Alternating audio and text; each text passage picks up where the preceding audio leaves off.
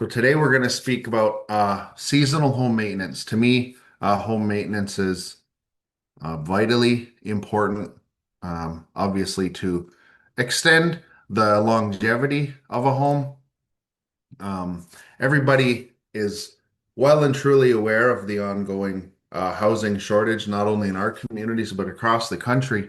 So home maintenance is vitally important to maintain the existing housing stock that we have currently. Um, if you're replacing houses on an ongoing basis, essentially you're not getting anywhere. You're not adding to your existing housing stock, right? So if you're able to maintain the existing units and add to that housing stock, generally speaking, we're going to be able to keep up a little bit better and address the housing shortage in that way. So the biggest thing for maintenance for me is timing, right? So um, a lot of it is preventative maintenance, but it's the timing of when the maintenance takes place, right? So it's you being proactive and making sure that a small problem does not cascade into a large issue. Um, a small leak in a plumbing system could get worse over time, turn into a serious mold problem. Unfortunately for me, that's something I've seen when visiting homes across here in Ontario. And it's very unfortunate in that it's something that could be a minor repair at the time, turns into a large, potentially health issue if left without repair and unchecked. Um, I guess before we move on, if anybody does have questions, I'm happy to answer questions in the chat. I may not be able to see the questions right away, so if anybody has questions, feel free to unmute yourself and ask away. I don't want to deter anybody from asking a question as it pops in. So just so everybody's aware. Biggest thing for me in regards to maintenance, fire safety, fire prevention. So this is something that applies across the board, whether you're thinking about maybe a one bedroom apartment or a detached house with multiple stories, multiple bedrooms. Fire safety to me is should be one of the bigger priorities, and is something that can be relatively straightforward and keep occupants in those units safe. So the occupants generally should be made aware, involved in testing smoke and carbon monoxide alarms every month, right? Having them installed is a must, required by code for new construction, but it's important to make sure that they stay installed, they stay in place, and that they're tested to make sure that they're operating properly. Um, Easiest way, first day of the month, right? New month, new calendar month. Uh, Test the alarms, make sure they're operational, make sure they work properly. Make sure to include family members or others who live in the home so that they know how to react and how to respond when they hear the alarm. Um, if generally the first time they're hearing the sound of the smoke alarm is when there's an actual emergency, they may not respond in the correct manner and they may not respond safely. So it's important to make it second nature that when they hear the alarm, everyone in the home, everyone in the unit knows what to do, right? They know how to respond, they know how to react safely and uh, I guess properly. Depending on the type of alarms that you have, you may have, if it's an older house, they may have battery operated alarms. Generally, any new construction should have hardwired alarms where battery backup is there in the event of power loss. Um, but if you have the battery backup, it may require batteries to be replaced, or it may have like a built-in lithium ion battery that isn't replaced and it just lasts throughout the life of the alarm itself. If your community is active in inspecting rental units on an annual basis, to me, that's a great opportunity to check the alarms, make sure they're present, test them, and maybe plan for replacement if they're not there or if they're getting to the end of their life expectancy. Biggest thing to remember is if the smoke alarm makes a chirp every 30, 40, 45 seconds or so, um, generally might indicate that the battery is low and must be replaced, right? If the battery is replaced and that doesn't work, it's still doing that chirp, say every 30 seconds, every 45 seconds. The unit itself might need replacement, right? But it is something that uh, it generally can be fixed with replacing the battery. So just removing the alarm um, should not be the way to solve it. Replace the battery and make sure everyone in the unit is safe. Um, if you are replacing alarms, make sure they're compatible with each other. Uh, Most installations would have smoke alarms interconnected so that if one alarm sounds, uh, maybe in a hallway in a main story, if there's one in the basement, that one would activate as well, right? So they're interconnected and they're all sounding at the same time if one of them does. Um, so make sure that they're the same type, make sure that they're able to communicate in that way. And generally, if you're replacing one due to age, it's probably a good idea to replace them all. With codes and standards, it's getting to the point where there's more and more alarms throughout the home, throughout a given unit. But in the, I'm always on the side of safety, so it's usually a good idea to replace all of the alarms, right? So generally, smoke alarms would have a life expectancy, depending on the manufacturer and the model, say 7 to 10 years. And that would be 7 to 10 years past the date the alarm was manufactured. So not necessarily the date that it was installed. The alarm should have the date on the back, which shows when it was manufactured, or it may also show the date when the alarm is due to be replaced, right? Alarm that's 12 years old might still function properly. It might still test. It might still um, light up, but there's no guarantee that it's going to work when you might need it to work. So again, check the date on the alarms. Something again you can plan for. You have a few units. This one has 5 alarms. This one has 6. However many alarms, you can plan to get a few and replace a few uh, alarms in a few of the units each year, something like that, right? Um, and again, making sure that they're the same type, making sure they're compatible, uh, installed by a qualified person, all that sort of stuff. But it should have that information on the back of the alarm if it's removed, showing when it should be replaced.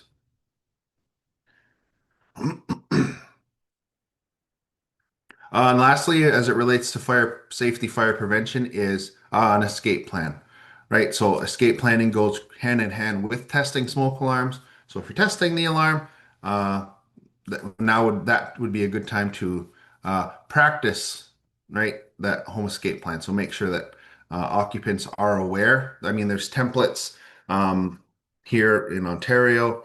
There's no shortage of templates. You can get the NFPA, National Fire Protection Association, your region's fire marshal. They would all have templates available that could be used for an escape plan specific to the unit that in question, right? So making sure that everyone's aware and include everybody in the plan. Elders, children have a plan for pets, all that sort of stuff. Making sure that everybody's accounted for, everybody's included as part of practicing the plan, and so that again, when the occupants in the home, when the people living in the home hear the alarm for the first time, it's not during an emergency that they know how to respond, they know how to react, right? So uh, let's move on to seasonal home maintenance. So again, thanks for that, the fire safety bit there. So the way the presentation is set up, so I'm taking through each season, right? There's obviously time of the year where some of these maintenance items are best performed. So I set it up so that we look at the next season coming up, which would be spring. I know just like most are probably looking forward to getting to spring, getting out of the winter months. So let's start there. So vitally important time of the year for the operation of your sump pump. Basically, spring is the Super Bowl for your sump pump. Right now, it might want to consider it the gold medal game. Basically, what I'm trying to say is the spring is the most important time of the year generally for the sump pump to be operational and ready to work. Depending on how the home was designed, if it has a basement, if it has a crawl space, maybe you don't even have a sump pump, depending on how it's designed. But if you do have a sump pump, spring is generally when it's going to run the most because the water table is due to all the snow melting, water table is at its highest in that when that sump pump is going to be needed to work properly. So it's best not to wait until it's needed. Again, before the snow melts, check it, make sure it works, lift the float, make sure it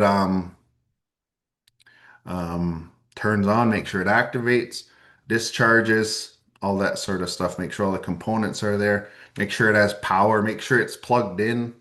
It might have a sealed lid, right? You might not be able to necessarily access it, but again, just make sure that it's ready and it's there when it's needed.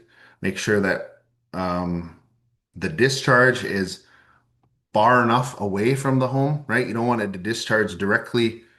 If you're kind of looking at the picture here showing a hose, you don't want it to discharge directly next to your foundation, next to your house.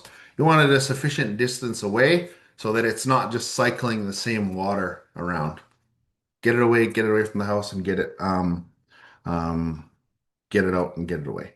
Um, depending on how the home was built, some pump might run a lot. It might run all the time. It might run less. It might never turn on. So that's dependent on more on the design and the location, but it's there for a purpose and it should work when you need it to work. Hand with the sump pit is drainage. So surface drainage, think surface drainage in and around the house.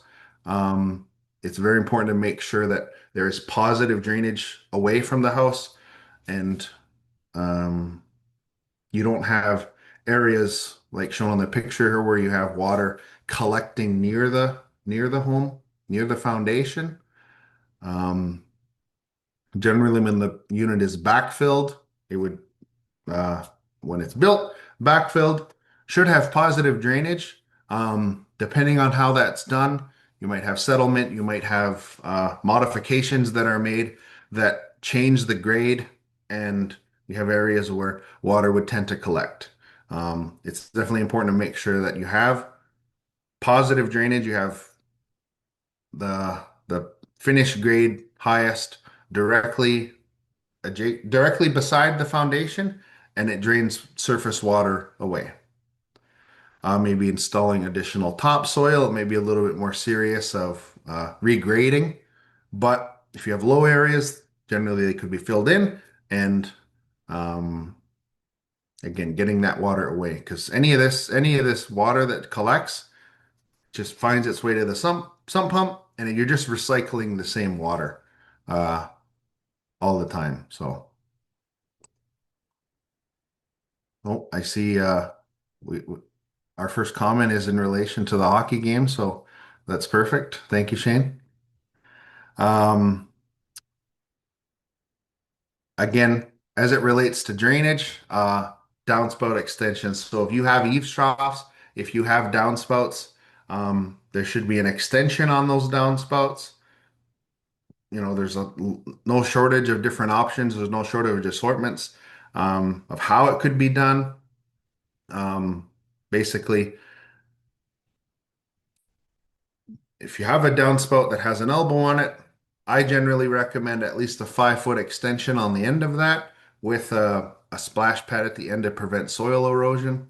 Um, how depending on how the building is designed, it might be longer. You might not be able to achieve that 5 feet in length, but generally that kind of that 5 feet in length would get the extension out past the original area that was excavated, and then you're kind of safe to um, for surface water to drain away, right? So I know they're often removed for lawn maintenance, grass cutting, that sort of thing, but it is important that they're maintained.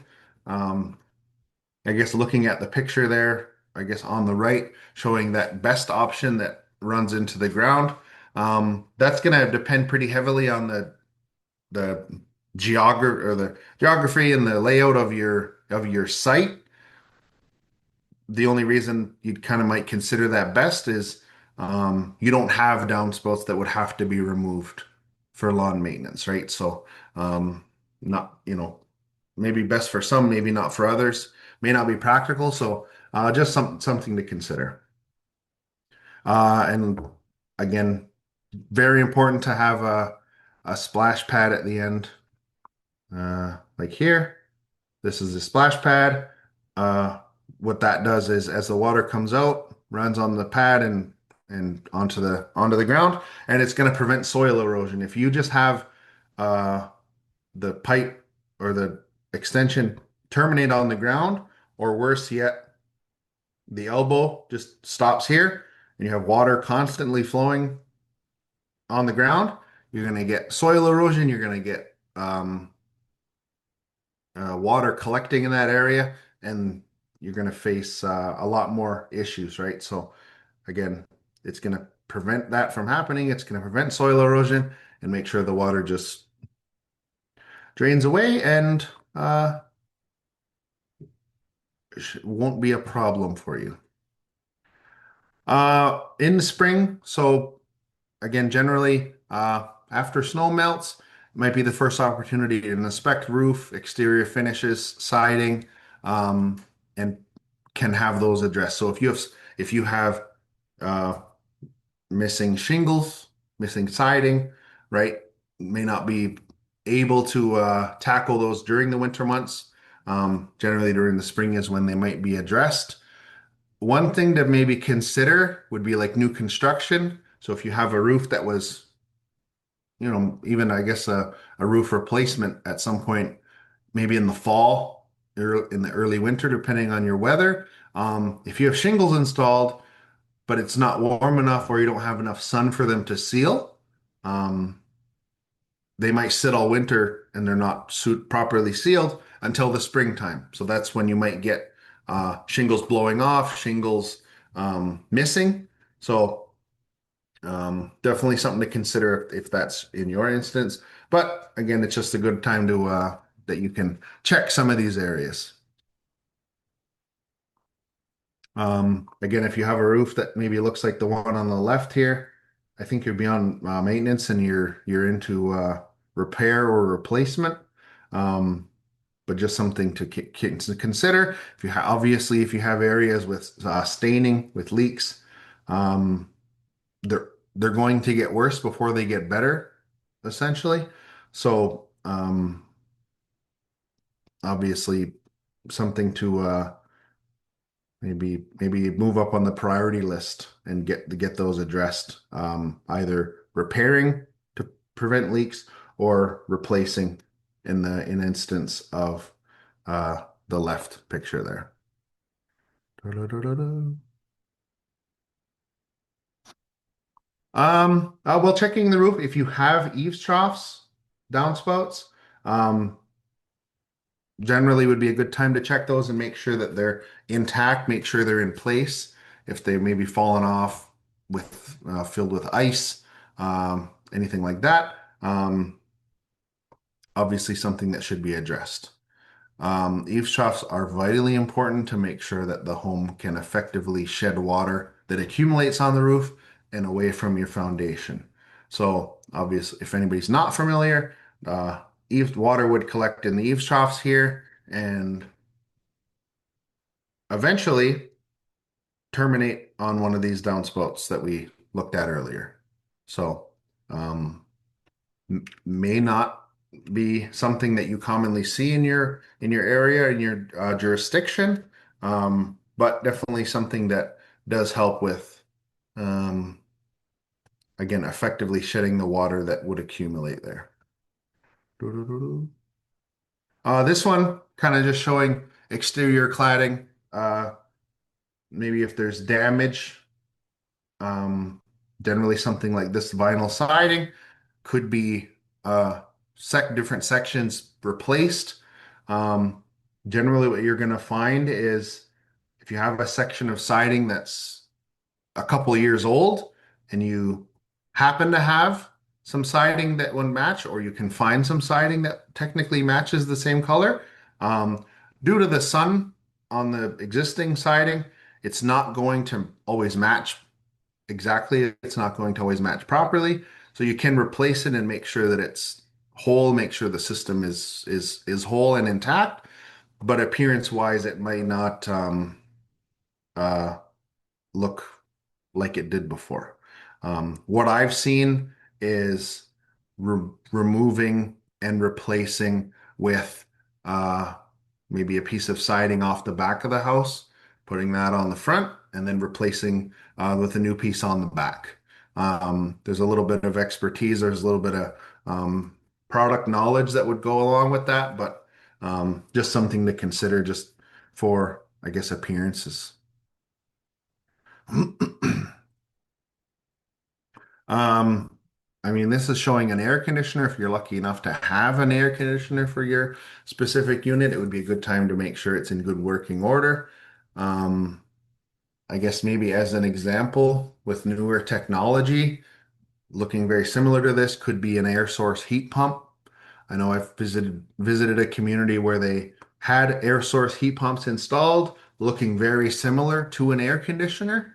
And it was very important to me that the occupants of those units were made aware that um, it is not just an air conditioner. It will operate year round, so it shouldn't be covered, right? So it basically in that sense. So um,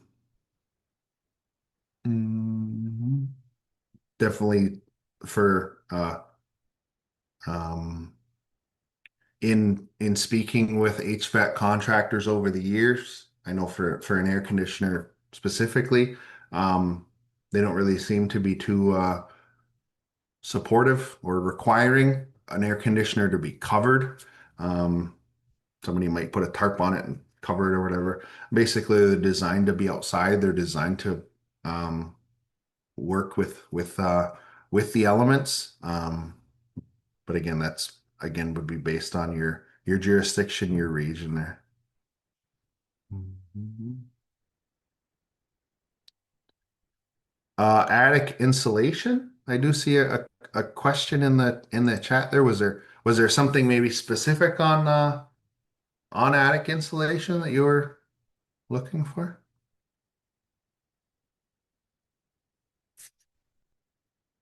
I guess I could say um, in an instance like this, right? If you have a leak that's occurring, assuming that maybe this portion is above here, there's going to be replacement of interior finishes. So you're replacing drywall, but water would have to get through this onto attic insulation through multiple different layers to the face of the drywall there, essentially. So there's generally going to be a an insulation issue, an insulation that got wet.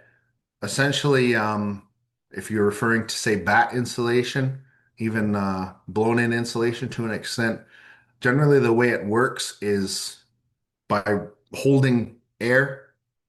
It's puffy and it holds air, and that's how it maintains that R value.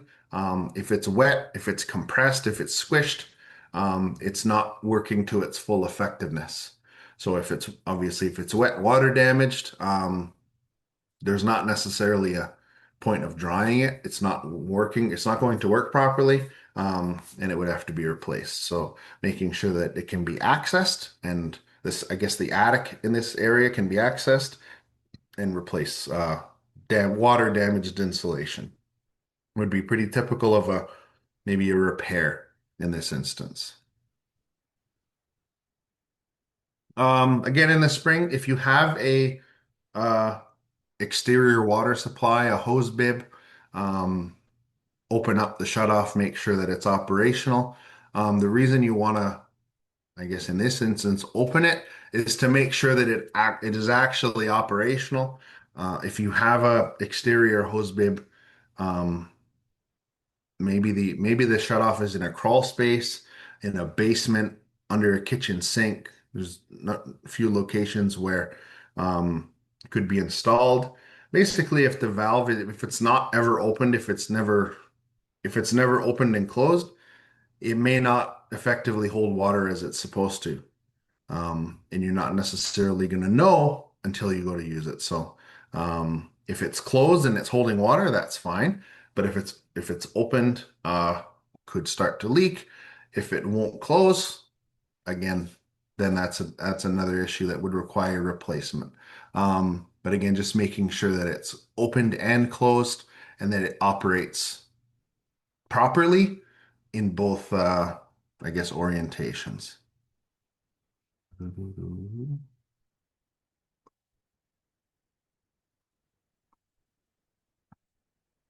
Now we're into summer.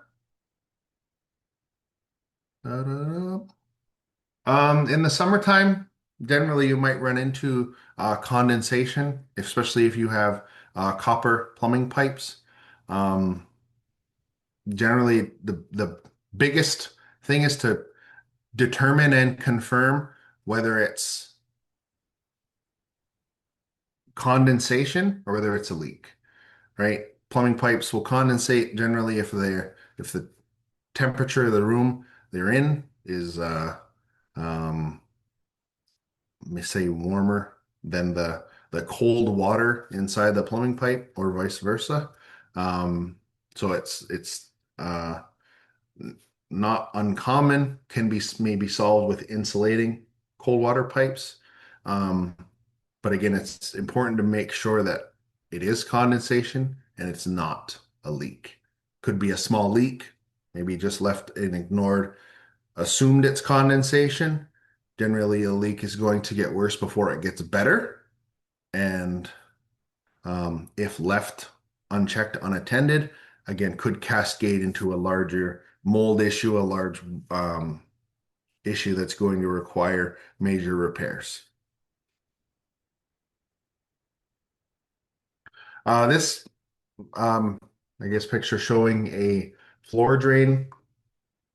I mean, there's water all around it in this picture, but the main point that I'm trying to make with this one is a floor drain should be, I guess, maintained and used for the drainage of water.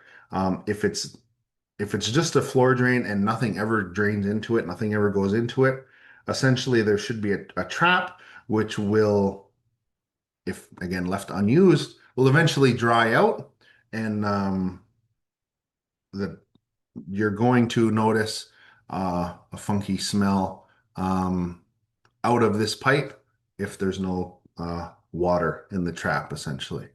Um, a floor drain might have a furnace or HRV condensate line that drains into it.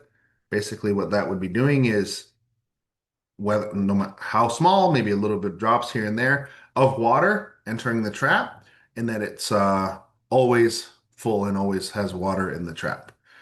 If that's not the case, maybe a case of pouring a cup of water down there if you ever notice a little bit of a funky smell in that from that floor drain. Um, in addition to that, um, if you have, say, a basement with a bathroom in it that isn't often used, maybe there's a shower in the basement and nobody ever uses it, nobody ever showers in the basement. Quite often that trap also can essentially the water in the trap will evaporate and you'll again get a funky smell coming from that fixture. So it could be again a basement shower, uh, laundry sink, bathroom sink, any number of things. Um, Either use the fixture, use the appliance, or again a little bit of water in the drain, making sure that it remains full with water. And that would kind of be over a long period of time. If you have a shower that essentially is or, or a floor drain even, what we looked at earlier, that is always running dry and always getting a funky smell coming out of it, um, could be a sign of I guess a larger like plumbing drainage issue. Um, Maybe venting not properly installed, maintaining the water in that pressure or in that trap. Essentially, if you have uh, plumbing that drains past it and it's not properly vented, the fixture is not properly vented, that plumbing racing by could siphon water out of the traps. That's a bit more beyond maintenance, but if it's maybe a few months go by and again you notice that funky smell coming out of a fixture that's not often used, a little bit of water down the drain, use the fixture, use the sink, shower, whatever it might be, um, and it might take care of it.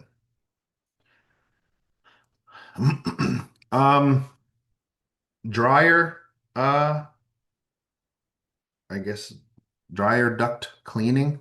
Um, Essentially, this picture on the right showing a lint trap that comes like built into a dryer.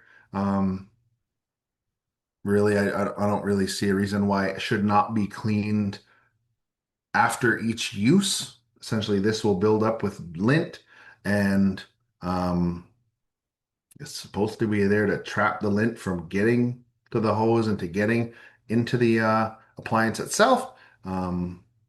Should be cleaned after each use, throw it in the garbage. If it's not maintained, if it's not cleaned, can present a pretty serious fire safety risk if left unattended. I can't say I've ever used an appliance similar to this before. I know the maybe this flexible ductwork would um, trap lint a little bit more than like maybe like a smooth type of ductwork. Um, which is what this person would be doing here.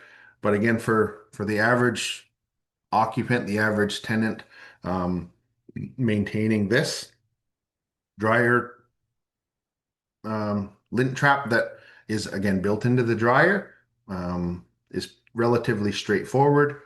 I know personally my dryer very similar to this, and underneath here, um, like you could get a vacuum with the correct attachment underneath there, and there's even more lint that accumulates underneath that is not trapped on the lint trap itself. So I know I've done that, and there's quite a bit in there. The dryer is going to work better. It's going to be safer. So again, that's something that again should be done on each use of the dryer itself.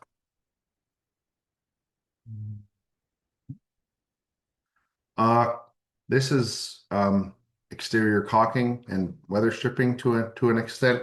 Basically, if there is caulking around windows, exterior penetrations through the siding or cladding, it doesn't necessarily last forever. Should be replaced. If you notice, it'll shrink, it'll crack, it'll become detached from either the window or the cladding around it, and it might need to be replaced. Basically, the most important thing is uh, more often than not, the caulking that you would be installing is not going to adhere and it's not going to stick to the old caulking that's already in place. Um, it would be necessary to remove any caulking that's already in place.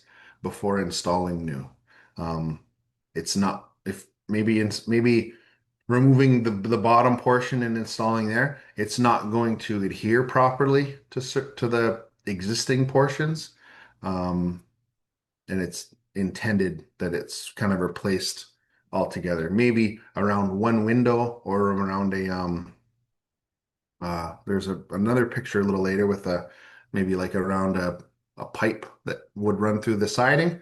Um, you could replace those areas on their own. Again, removing anything that is existing. Um, but again, you're not going to necessarily just add caulking to what's already there.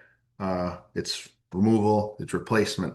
Um, I'll touch on it again in moving forward, but that's why this is in summer. It's weather dependent. You're not going to want to replace this type of caulking um, below. I mean, it's going to be on the manufacturer, but like below say 5 degrees Celsius, below freezing, near freezing, anything like that. If it goes below freezing at night, or if it's expected to rain, if you replace a bunch of caulking and it's going to rain that day, uh, it it's generally going to not have a good effect on the caulking that was replaced. This showing a fairly large tree directly up against the foundation of a home. Um, Generally, anything this size should be removed well before it reaches this height and this size. Basically, the roots or the tree itself can cause serious damage to foundations, to drainage tile, to on-site septic systems, all that sort of stuff, if in close proximity to the home. Um, basically, um, anything of this size should be removed before it is able to reach this size, roots and all. They're only going to get larger. They're only going to cause more damage, and um, it's going to be generally anything like this would be fairly costly as it relates to replacement. Mhm. Fall time. Uh, so generally speaking, fall time is when you might require the need of your furnace or HRV if you have one, heat recovery ventilator. Um, we did fortunately have a session on HRV, heat recovery ventilator maintenance. If that's something you'd be interested in, it is available on our YouTube channel where this recording will be. But it'll go over again steps required maintenance for an HRV. Um, this is would be kind of specific to the furnace filter. So if you have a furnace, if you have a forced air furnace, generally would have a filter as part of it. Um, Again, making sure that those are replaced at the correct intervals as per the furnace manufacturer. Generally speaking, rule of thumb would be each season. So for each of the seasons that we went over, and including now we're into fall, um, making sure that that furnace filter is replaced. Generally, it's not going to be cleaned or I mean it's replacement, right? Um, the reason it's in fall is generally when when a furnace might be operational and up and running, right? So now's a good time to make sure that that's in place. If there are any issues, maybe there's furnace repairs that would be required. Fall time is a good time to make sure that any of that is looked after, so that you're all set for kind of heating season. Again, we're in the fall now. It's going to get into freezing. Time to close those exterior hose bibs, making sure that the water supply to exterior fixtures is shut off. If it's not, could lead to leaks or at worst bursting pipes. Um, if you have a frost-free type of hose bib, essentially this would maybe look somewhat similar, but it would shut off on the outside. but the actual valve and the actual mechanism is well inside the building envelope and could be inside the, I guess, the insulated portion of your unit, which would again stop any water at this location from getting out here to where it's at risk of freezing. Um, there should be a shutoff as part of this as well. Um, again, to make good idea to make sure that that's used and um, it's able to work when you need it. Right. I mean, generally, you're not going to need the water supply on the outside in winter months anyway. So if you're able to shut it off in addition to this, then it's probably a good idea. Fall time, again, not advisable to store unseasoned or wet, large amounts of unseasoned wet firewood inside the home. Any of that is basically going to have the risk of introducing critters, bugs, any sort of animals, but also humidity inside the home. Um, kind of you're storing inside what you need, and um, not advisable to stack large amounts of firewood directly beside the home, similar to this. Basically, I mean, seasoned or otherwise.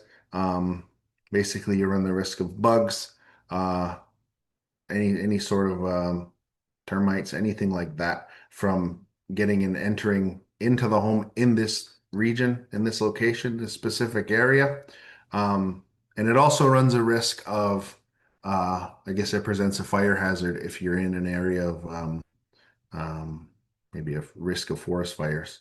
You have this large amount of fuel stored directly beside the building. Um, again, just increasing that risk.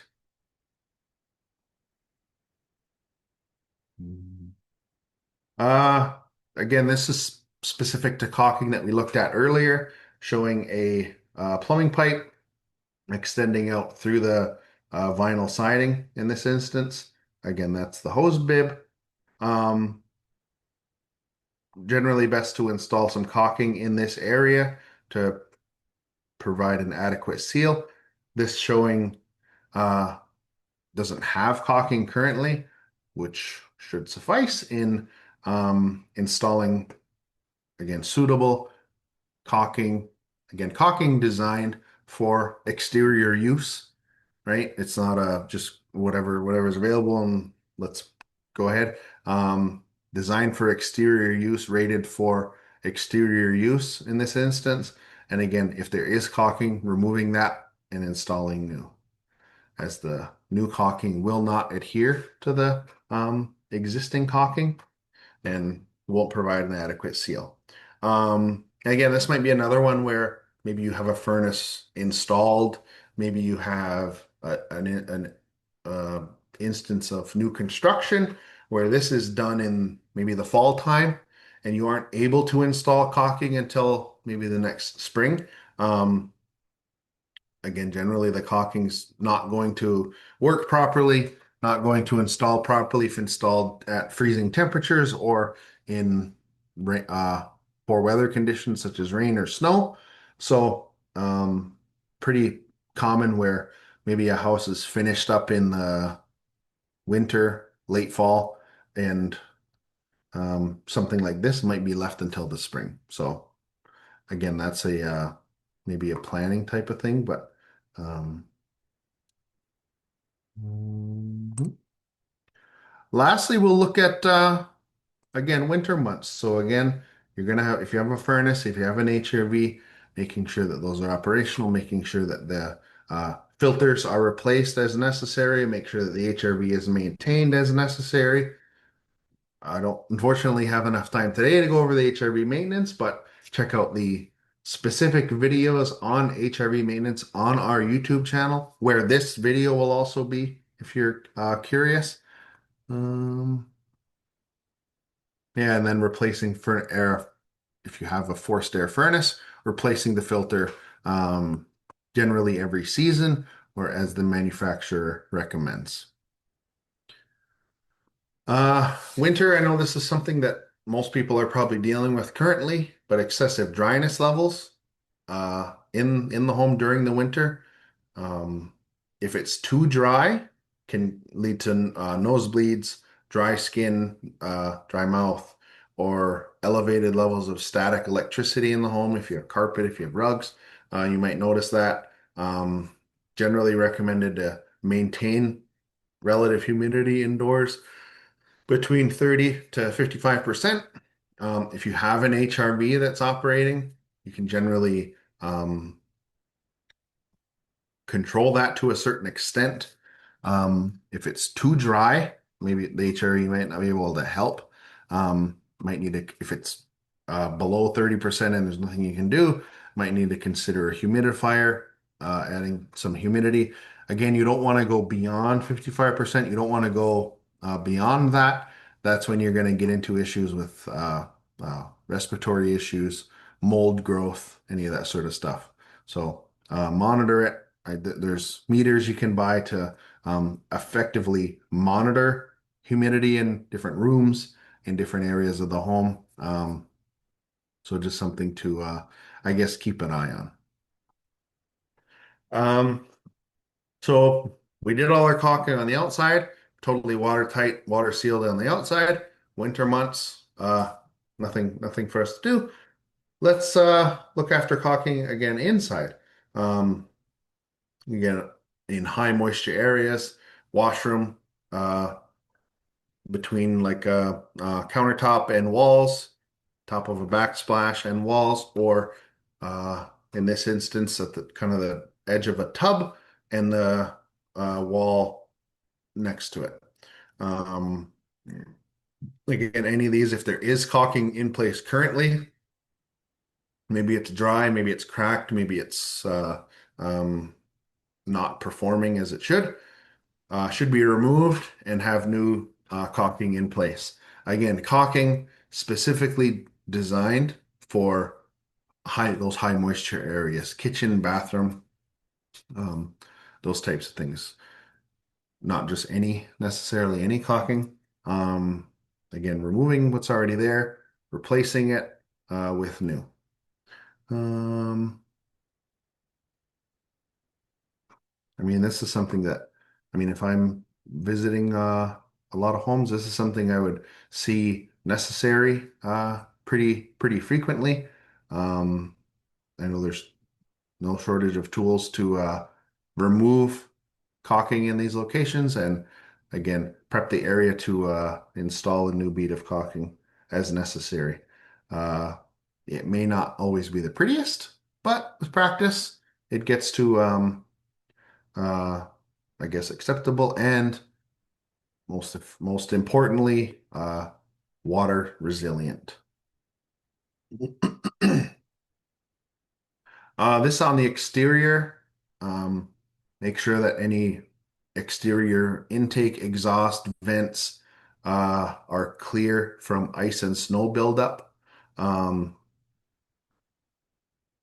if there's I think it's showing here um like an exhaust vent for a forced air furnace, most importantly a fuel combustion appliance that is below the, I guess, the level of snow accumulation, um can cause some pretty significant risks for carbon monoxide buildup inside the home if it's not able to safely vent to the outside. Um, so you can look at options of raising those if you have a furnace exhaust, hot water heater exhaust on a fuel burning appliance. There can be options of raising those and above the level of snow accumulation so they don't run the risk of um, snow buildup around them. Um, if you have I guess, an intake below these levels, can allow the unit not to receive the amount of air that it should and run the risk of damaging the unit or, again, at worst, putting the occupants at a risk of uh, carbon monoxide poisoning for fuel burning appliances. So definitely not something that we want. Space heaters. I'm generally not a huge fan of space heater as a permanent heat source over an extended period of time. Um, Sometimes these are unavoidable. So if you are required, if you are planning to use space heaters, please make sure that they are um, used, I guess, safely as the manufacturer recommends. They're not plugged direct like into an extension cord, right? Make sure they're plugged directly into an electrical outlet.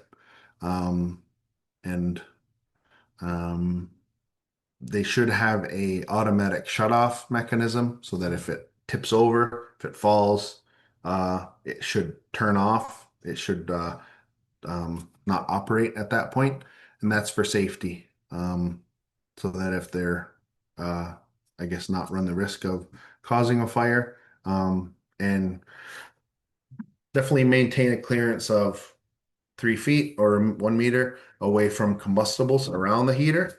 Um, and they should be monitored. You know, they shouldn't be left unattended. They shouldn't be left, um, I guess, operating if nobody's around, if nobody's in the space. Yeah. Um, so that is all I have today. I guess I wanted to thank everybody for your time today.